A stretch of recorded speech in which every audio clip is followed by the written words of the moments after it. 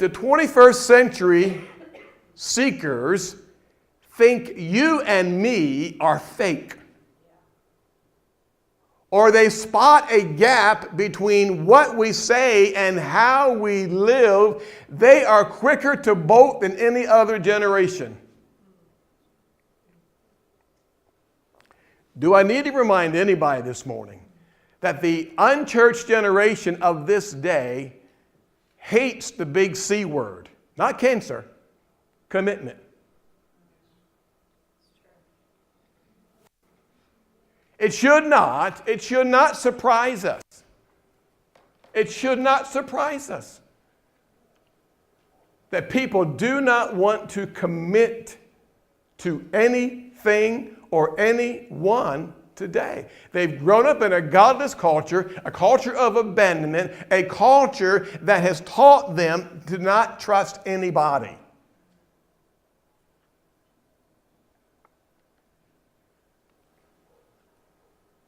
So,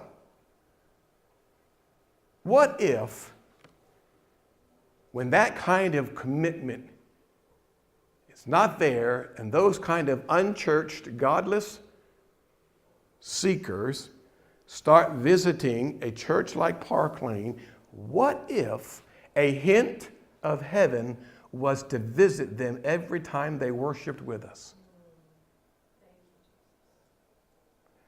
What if a hint of heaven was to visit them every time they fellowshiped with us? What if every time they came into our presence as people of God, a hint of heaven visited them? Would that make a difference? I tend to believe it would. I tend to believe that if every time they were in our presence and what we believe is what we are, we're not just talking it, we're actually living it.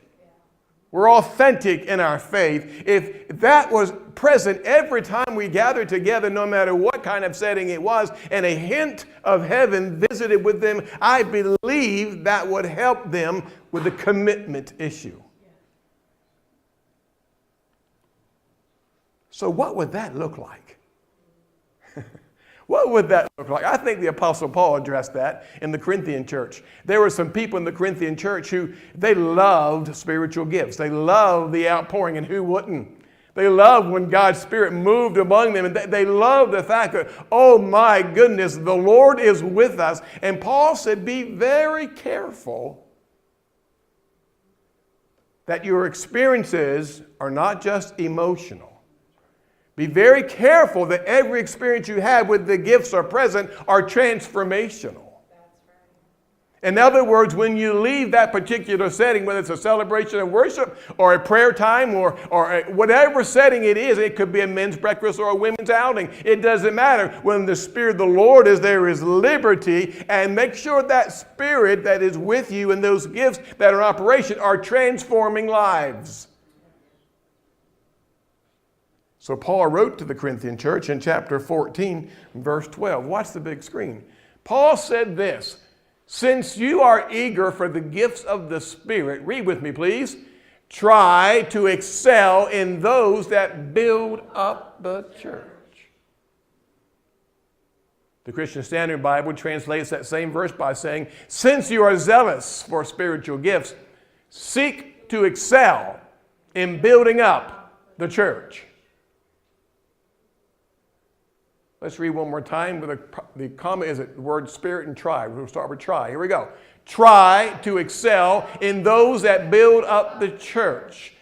The word seek. Seek to excel in building up the church.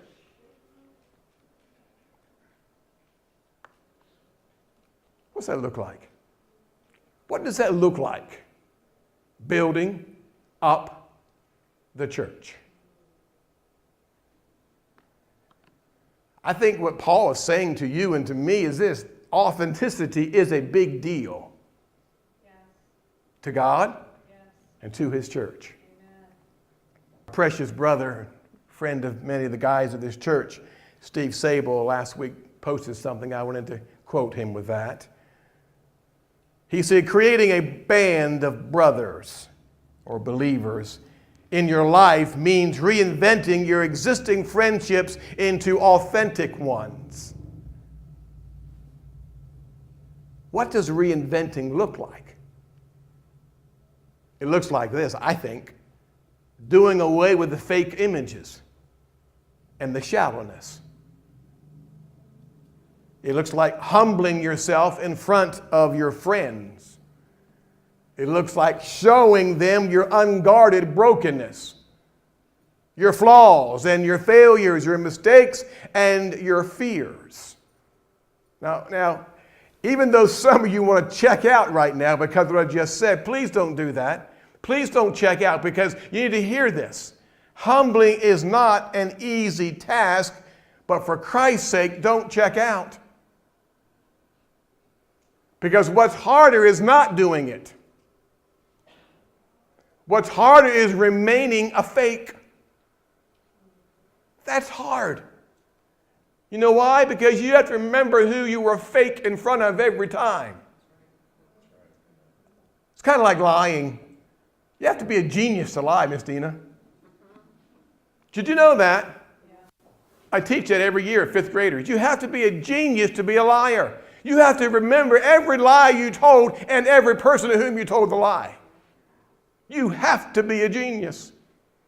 Because no doubt somebody in that crowd, if they know you for any time at all, it's like, that's not what you said the last time. And how many of you parents know kids can be really honest? That's why I love Character Counts. I am accountable for my character. Not just on Monday morning. When I'm in food and a fifth grader sees me. When I'm at Red Box and my card gets stuck. When I'm at the gas pump and it just won't pump. And someone else sees Coach Ray. And they, thank you, Lord. And they have legitimacy. If they see me lose it, if they see me as a fake, everything I've said to them up to that point, and now it becomes a big question mark. So what else is he untruthful about when it comes to character? I don't have to remind you, folks, that being transparent and being humbled is countercultural. It is counterintuitive. Very few people choose to live in authentic friendships. When you choose to live authentic, you should also totally expect to be out front alone for a while. And why is that? Watch the big screen. Only authentic transparency helps us become the men and women God created us to be. Authenticity will never happen when you are hiding, impersonating, or posturing. I think what happens is this, and this is a thin piece of ice to walk on, but I'm going to try it anyway. I think some of us need to square up to the facts.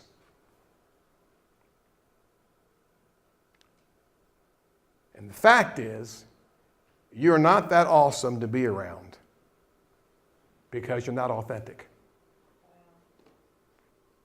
You're not that awesome to be around because you're not authentic.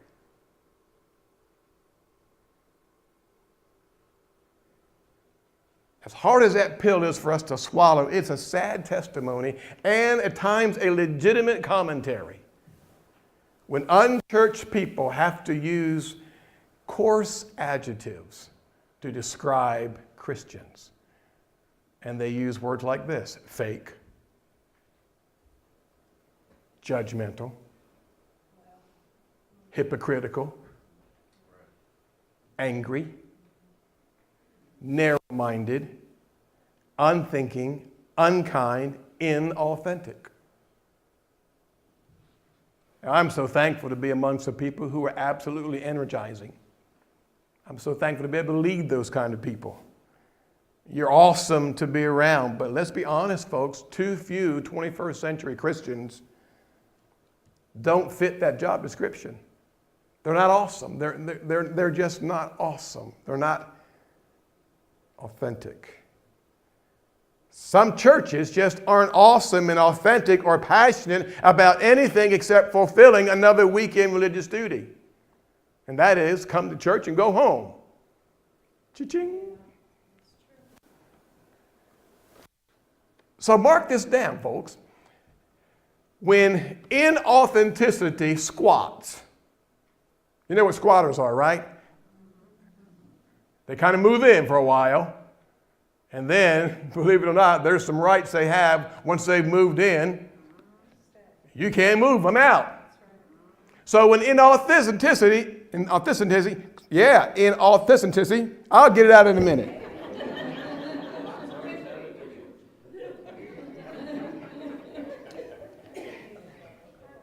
Please edit that on the video.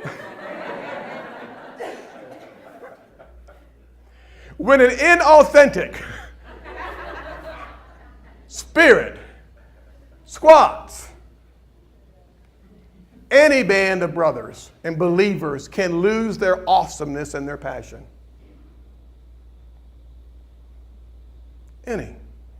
Any body of believers or brothers can lose their awesomeness and their passion. When the team, the church leaders and players are more passionate about their traditions rather than their missions,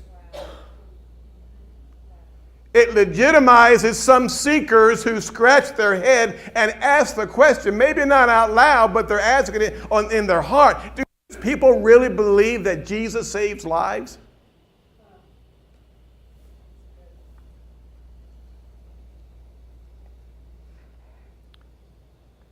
So that I can let my tongue rest just for a second here, I want to show you a video. It is a video that spoke to me months ago when I saw it, and I felt it had to be a part of this series. I would ask you to be very open-minded. Put your Mickey Mouse ears on just for about 3 minutes and listen to the heart of this fellow who perhaps has visited Park Lane Church of God.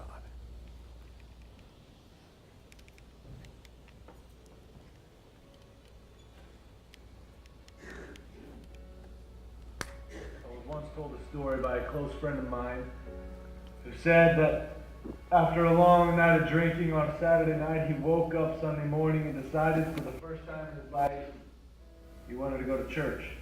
So he got in his car, he drove, found the closest church he could, and walked into the back door of the service and sat down in the church pew.